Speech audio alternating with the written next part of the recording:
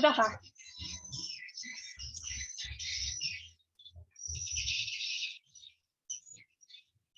Ya, udah mulai.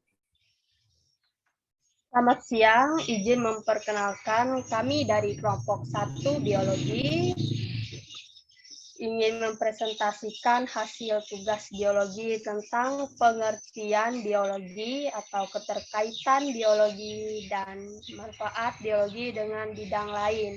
Di sini saya akan mempresentasikan di bagian A dan selanjutnya teman-teman bisa mempresentasikan di bagian yang lain. Di sini yang pertama adalah pengertian biologi. Biologi berasal dari kata bios dan logos yang merupakan bahasa Yunani masing-masing, artinya hidup dan ilmu. Jadi artinya ilmu alam yang mempelajari tentang organisme hidup dan interaksinya dengan lingkungan. Sebenarnya aspek yang dipelajari di biologi ialah semua yang berhubungan dengan makhluk hidup itu sendiri. Setelah struktur, fungsi, tumbuh kembang, dan adaptasi terhadap lingkungan tempat hidup, ada juga penggolongan makhluk hidup, habitatnya, peran pada lingkungan, asal-usul, dan evolusinya. Biologi sangat luas karena semua makhluk hidup dipelajari dari yang sekecil bakteri hingga yang sebesar paus putih. Selanjutnya, Subdisiplin ilmu.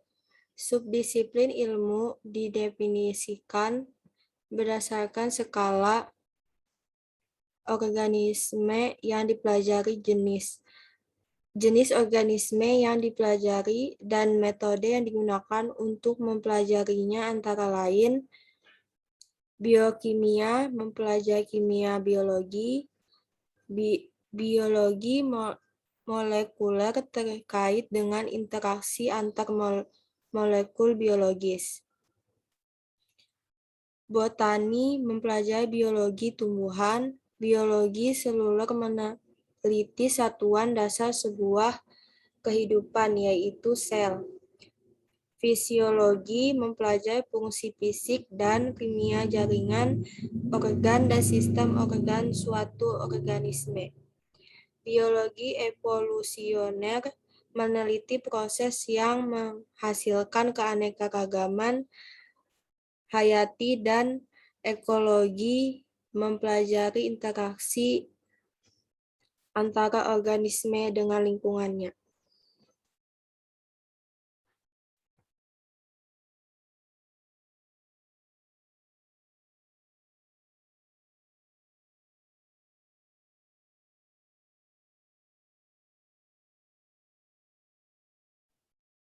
Cabang-cabang ilmu biologi.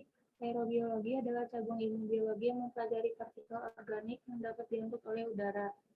Agroforestry adalah cabang ilmu biologi yang mempelajari bentuk pengelolaan sumber daya yang memadukan kegiatan pengelolaan hutan atau pohon kayu-kayuan dengan penanaman komoditas atau tanaman jangka pendek. Agronomi adalah cabang ilmu biologi yang mempelajari tentang tanaman budidaya. Algologi adalah cabang ilmu biologi yang mempelajari tentang alga. Anatomi adalah ilmu urai tubuh, adalah cabang perbandingan ilmu mengenai persamaan dan perbedaan anatomi dari makhluk hidup. Andrologi adalah cabang ilmu biologi yang mempelajari tentang macam hormon dan kelainan reproduksi pria. Fisiologi adalah cabang ilmu biologi yang mempelajari penggunaan anestesi. Angiologi adalah cabang ilmu biologi yang mempelajari penyakit sistem peredaran darah dan sistem limfatik. Antropologi biologi adalah cabang ilmu biologi yang mempelajari penelitian biologis dan budaya tentang keanekaragaman manusia, evolusi manusia, dan pembandingan anatomi, perilaku, sejarah, dan ekologi primat di masa lampau dan kini.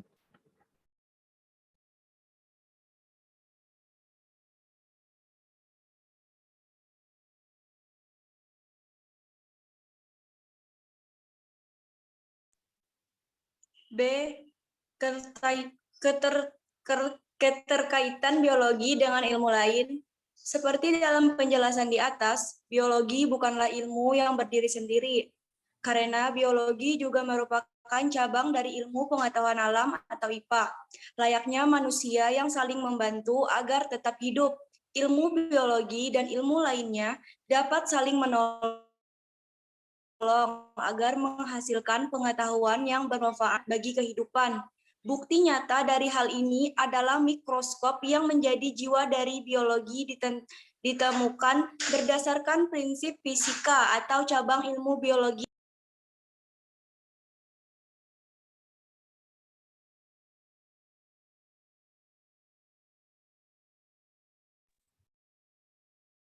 Manfaat ilmu biologi. Berbagai macam ilmu biologi sudah sering kita manfaatkan dalam kehidupan sehari-hari, di antaranya adalah sebagai berikut.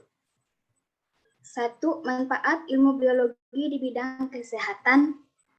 Manfaat ilmu biologi dalam bidang kedokteran dan kesehatan yang sangat berperan tersebut adalah terdiri dari beberapa cabang ilmu biologi, di antaranya adalah ilmu anatomi dan fisiologi manusia, mikrobiologi, virologi, dan patologi. Biologi terhadap kedua bidang yang mempunyai hubungan erat dengan kehidupan manusia tersebut. Pengertian sehat menurut UU Pokok Kesehatan nomor 9 tahun 1960 bab 1 pasal 2 adalah keadaan yang meliputi kesehatan badan atau jasmani, rohani atau mental, dan sosial, serta bukan hanya keadaan bebas dari penyakit, cacat, dan kelemahan. 2. Manfaat ilmu biologi di bidang pertanian. Yang pertama, membantu dalam menemukan dan mengembangkan bahan kebutuhan pokok manusia, terutama bahan makanan dari tanaman pertanian. Yang kedua, menemukan berbagai penyebab dan pengobatan berbagai macam penyakit dari tanaman pertanian. Pengendalian hama dewasa ini telah dikembangkan melalui pengendalian hama secara biologis. Karena penggunaan pestisida dapat menyebabkan hama menjadi resisten, sisa pestisida dapat mencemari lingkungan dan residunya tersimpan dalam tanaman yang akan menimbulkan berbagai masalah bagi kehidupan manusia. Pengendalian hama dapat dilakukan dengan berbagai cara, antara lain memanfaatkan predator alamiah. Contoh, hama lebih menyengat tutuk kupu-kupu Artona yang merusak kepala, memutuskan siklus hidup hama misalnya dengan mengadakan rotasi tanaman. 3. Manfaat ilmu biologi di bidang peternakan. Seperti halnya pada bidang pertanian, memanfaatkan biologi pada bidang peternakan sudah sedemikian besar dirasakan dalam kehidupan sehari-hari dengan menerapkan pengetahuan cabang-cabang biologi seperti zoologi, anatomi hewan, fisiologi hewan, genetika, biologi reproduksi, embriologi, dan biologi molekuler atau rekayasa genetika. Para peternak dan masyarakat luas telah dapat menikmati hasilnya melalui penerapan ilmu-ilmu tersebut. Telah banyak dihasilkan ternak varietas unggul. Di antaranya adalah ayam petelur, ayam pedaging, sapi pedaging, sapi penghasil banyak susu, dan domba pedaging. Dalam usaha perbanyakan ternak unggul tersebut, kini pun telah banyak menggunakan teknik kawin silang, hibridisasi, dan teknik kawin suntik, inseminasi buatan. Dengan teknik inseminasi buatan, kawin suntik yang bisa mempermudahkan peternak untuk mengembangkan usaha ternaknya tanpa repot lagi mengawinkan hewan ternaknya. 4. manfaat ilmu biologi di bidang makanan dan industri. Berikut ini adalah contoh-contoh manfaat biologi dalam bidang industri.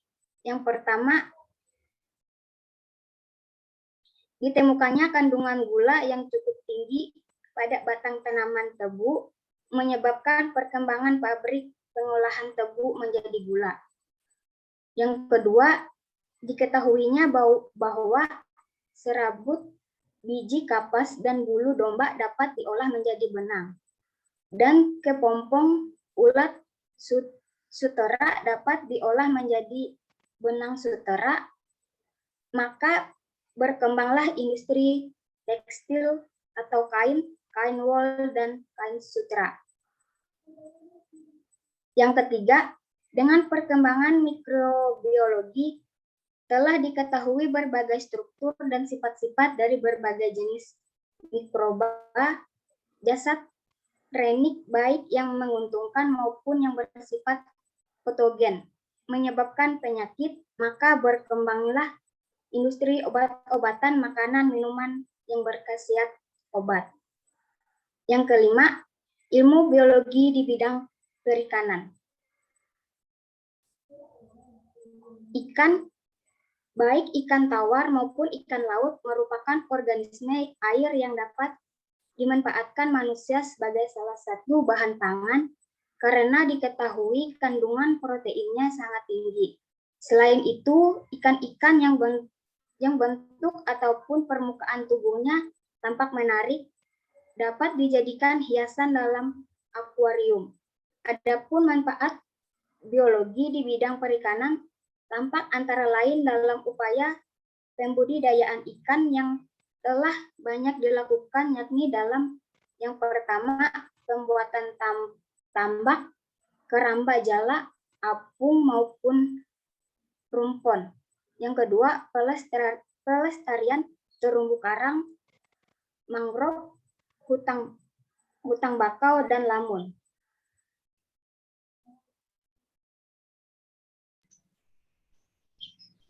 Ya, mungkin ini adalah beberapa hasil presentasi dari pengertian biologi, keterkaitan biologi dan manfaat biologi dengan bidang lain dari kelompok kami, yaitu kelompok 1 biologi. Kami ucapkan terima kasih.